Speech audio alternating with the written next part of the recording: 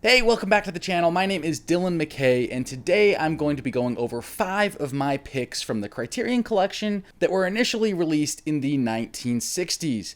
Now, this is part of an ongoing series I've been doing on the channel where I covered the 30s, 40s, 50s. We're to the 60s now, so let's jump right into it.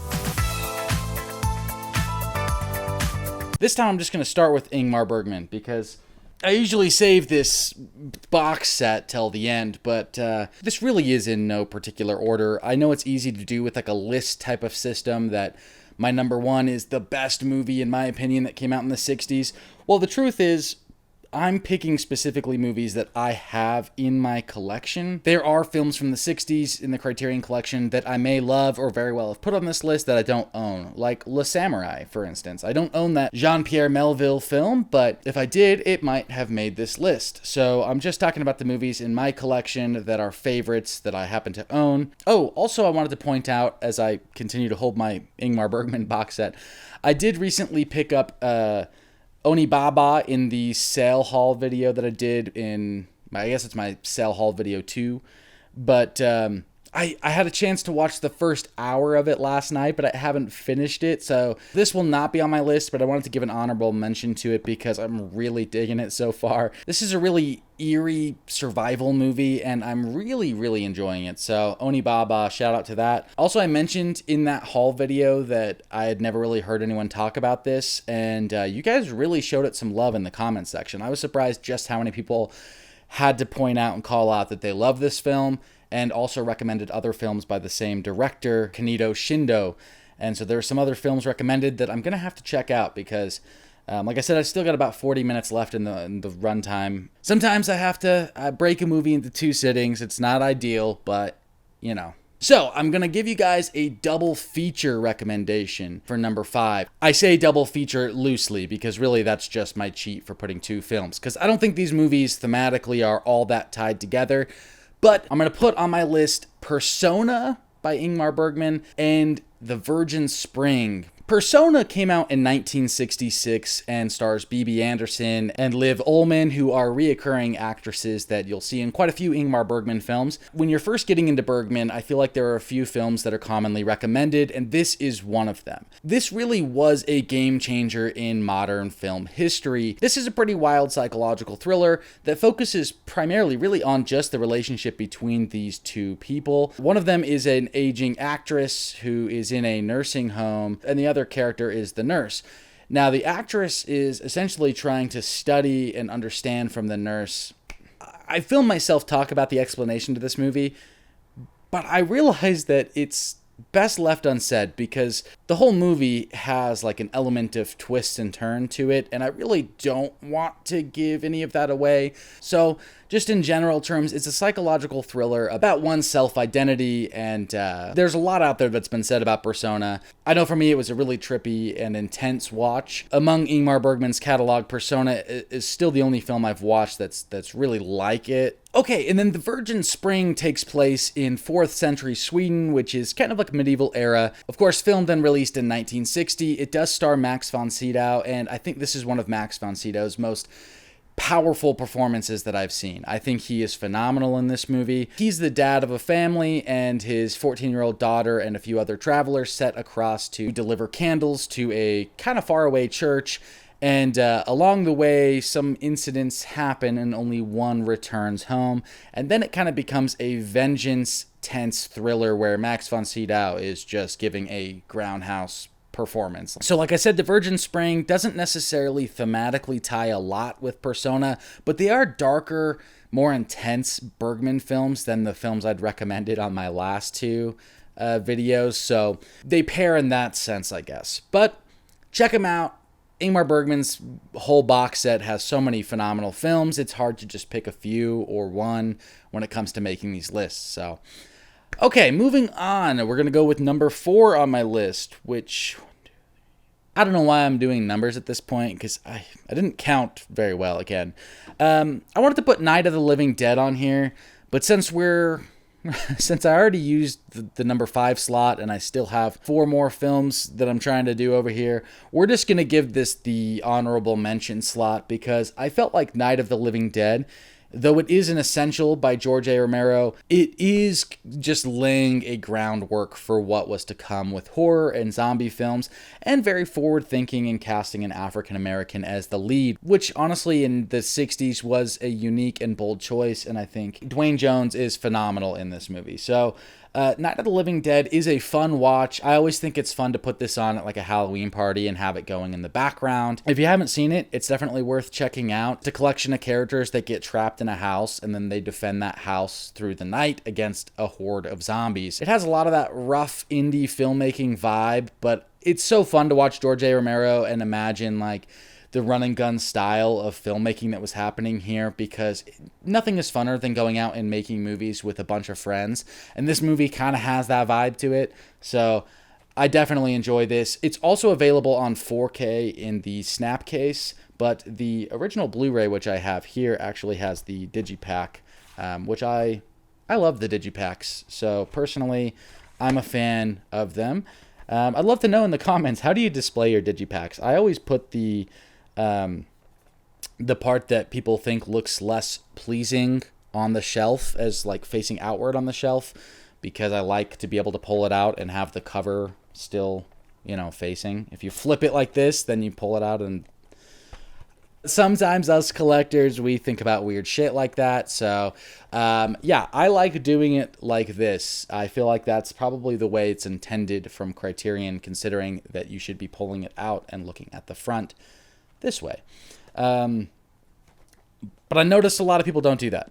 Okay, number 4 on this list is The Graduate. This film came out in 1967 and stars Dustin Hoffman, one of his earliest roles, and Anne Bancroft. The Graduate is an early coming-of-age, kind of edgy or racy for the time, but really, I mean, it's like PG, by today's standards. It's definitely an exploration of youth, confusion, and angst, and then, of course, sexuality, but in a lovable and charming way. And Simon & Garfunkel did the soundtrack to it, and so many great songs came from it, like The Sound of Silence or Mrs. Robinson, which I'm sure you're familiar with. But The Graduate, I mean, I'm always down to watch a movie like this. I love the coming-of-age rom-com style of film. This is definitely like a rainy day or comfort movie for me, so I'm a big fan of The Graduate. That's number 4 on the list, 1967, in color. Oh, that is the first film that's in color on this list, which they've been making movies in color since the late 30s, but that just so happens to be. Okay, number 3. I got another cheat code peppered in here because we're doing a double feature again, but this double feature actually makes sense. I've got 2 films here, Belle de Jour and Vive sa vie, which I'm going to call my French Prostitute double feature, which may not be very politically correct, I don't know. But both of these films are about French prostitutes, so I feel like they pair very well with each other. Granted, I would consider them to be 2 opposite sides of the same coin. So Vive sa vie came out in 1962 and is directed by Jean-Luc Godard, and is a much more lighthearted take on being a French prostitute. It, of course, stars Anna Karina, who is among one of my favorites in Jean-Luc Godard's films. She's a young girl who fantasizes about being an actress, but ends up finding herself into a downward spiral of becoming a prostitute. And I know this film still deals with darker subject matter, but at the same time, the way that it's portrayed by Jean-Luc Godard comes across in a very playful, fun kind of way, with, of course, like darker symbolism, but it's a fast pace. I mean, it's like 83 minutes. It's really comedic. And then on the flip side of that, you have Belle de Jour, which is 1967 and stars Catherine Deneuve, who you might recognize from Persona, or not Persona, Repulsion, which is Roman Polanski's film, which also came out in the 60s. Not on this list, by the way. She also lives in Paris and takes on the role of being a prostitute behind her husband's back and her family's back to make extra money. She's very timid and initially doesn't want to, get involved in this, but finds a real opportunity to make money by being the Belle de Jour. This is a bit more of a surrealist film, but definitely has a lot to say on the division of social classes, as well as struggling with the morality of what it means to do something like this. And so I don't know, the 2 films would pair very nicely in a double feature. It's also like combined They're both shorter films, so they'd be a little bit easier to watch. I think Belle de Jour is a little edgier, being 1967, but they're both like PG type of movies. I know I said they're about like French prostitutes, but they're not really like too edgy. Well, I don't know. Belle de Jour has some darker stuff in it that is not very PG. And as I'm reflecting on it, no, this one is like a little bit, just from like a violence and like language perspective, is a little bit darker in that way. But Vive sa Vie is a lot lighter. Double feature. Okay, my number 2 on this list is, I'm becoming predictable at this point. Cary Grant, Charade. I think Cary Grant has made every list so far, except for the 50s. Never mind. But this is 1963, which he's coming off a bit of a hiatus in film. There was a retirement period for Cary Grant. But anyway, this is an older Cary Grant with a young Audrey Hepburn. This is such a fun cat and mouse game.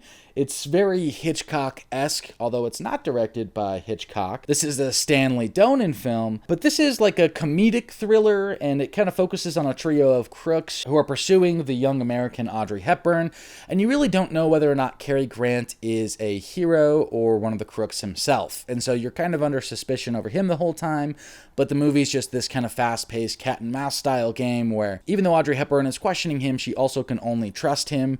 But the banter and the chemistry between the two of them is really fun. There's this whole sequence at the beginning that's at this huge ski resort, and I think it's just absolutely beautiful and stunning cinematography. So Charade is in color and is 1963. So I definitely recommend checking out Charade, especially if you're a Cary Grant fan, which means you've probably already seen it. Okay, number 1. This one is a Federico Fellini film, and many people are probably familiar with it. I have it in this box set of Fellini, Essential Fellini, which has, I believe, 15 films or 14 films. I don't know. But the movie in here that I'm talking is 8½, which is available on 4K as well. 8½ by Federico Fellini, which came out in 1963, and it was a film that I knew I needed to watch before I made my 60s video, so I watched it earlier this month. If I'm being honest with you guys, the first 40 to 50 minutes of the movie, and it's about a 2.5 hour, a little less than 2.5 hours, the first 40 or 50 minutes of the movie, I was really struggling. I watch a lot of slower paced, classic film or foreign films, and I feel like I'm the type of person who's primed for watching something like this. And not to mention that, I also was really willing to give myself to whatever this movie was, because I've heard so many great things about it from directors like Martin Scorsese, considering it his favorite film of all time. And I watched the first 40 to 50 minutes in one night, and I stopped it, and I didn't finish it for like 2 weeks because I couldn't really get myself to it. I was feeling lost in it. I didn't really connect with it. And then I sat down and I watched the remaining hour and a half or so, and something clicked with me, and it just started to feel like I understood the film. In its purest sense, it is a surrealist film, and once you kind of understand the type of filmmaking that's going on, it becomes a masterful and enjoyable experience. In fact, it becomes kind of transformative, and it gets you thinking about film in a way I had never thought about film before. Like, I have never watched a movie, and this has subtitles, so I'm reading the text, the dialogue, and I'm looking for the subtext of all of that dialogue. And once you kind of get transformed into that mindset where you're like, it's not what they're saying in that conversation. The conversation they're having is a whole other layer behind that about what the film actually is. And so, like, from a visual and dialogue perspective, this movie is actually talking about something else that on the surface it does not seem like it's talking about. There's this whole moment in the movie where, you know, our main character Guido is asking for advice on his script. Throughout the movie, he's getting advice on his script, and really the script is like the movie that Federico Fellini is making, and so he has like advisors telling him what's working or what doesn't work. So it's like self-commentary on the movie that's happening itself. But there was this moment where or I was feeling a little bit lost in the film or a little bit disconnected, and then the advisor literally says to him, like, you have a crowd of faceless people, like, how are we supposed to root for any of the romance or the connection unless you make a face stand out from the crowd. Pans over and shows a collection of mistresses and actresses that have been fawning over Guido throughout the movie as they're watching something on screen in this auditorium. And they're like, what are we watching? And the other girl says, screen tests. And it's like, yeah, literally he is seeing these girls as screen tests. They're literally, that is the summation of what they represent in the movie. They're literally just screen tests until we find the romance, the lead, until we find the face in the crowd. I don't know if what I just said made sense, but there were so many moments where your brain just goes down these rabbit holes of like the metaphor, and it really shifted into just this really beautiful experience watching the movie. I was blown away by it.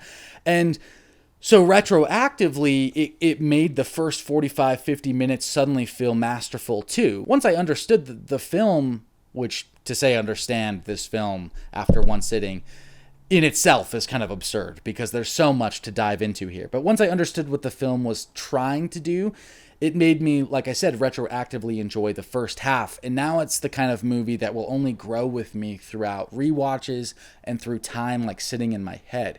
Because it is a movie that gets you thinking. Not to mention, I think why it's a lot of people's favorite films in Hollywood is because it's about the filmmaking process and about having something to say with the medium of art and creation. And so I think that naturally resonates with artists and creators. And so myself, I'm also a film director. I have another channel on YouTube called All But One Productions, which you guys are more than welcome to check out, where I make James Bond fan films mostly, but I also have original films. Well, they're all original. We write them ourselves, but the characters. But when it comes to screenwriting and creating something, there is something special that connected having something to say in your movie. And the importance of treating that with respect and with care, because it is our responsibility as creators to be careful of what we're communicating, because we can either educate or corrupt. And I find that to be a fascinating question that this movie asks about message and theme and conviction in what you're trying to tell with your story. So 8.5 was goddamn mind-blowing, is what I'm trying to say here. So of course, that has to be my number one. And Fellini's box set I picked up a few months ago from a local record store that I go to, and so I found a great deal on it. I've only watched a couple of Fellini's films now, and I still need to take some time and watch more of the films in this collection. I know he has a lot of other classics that are from the 50s and 60s that probably missed my list just because I haven't seen them yet.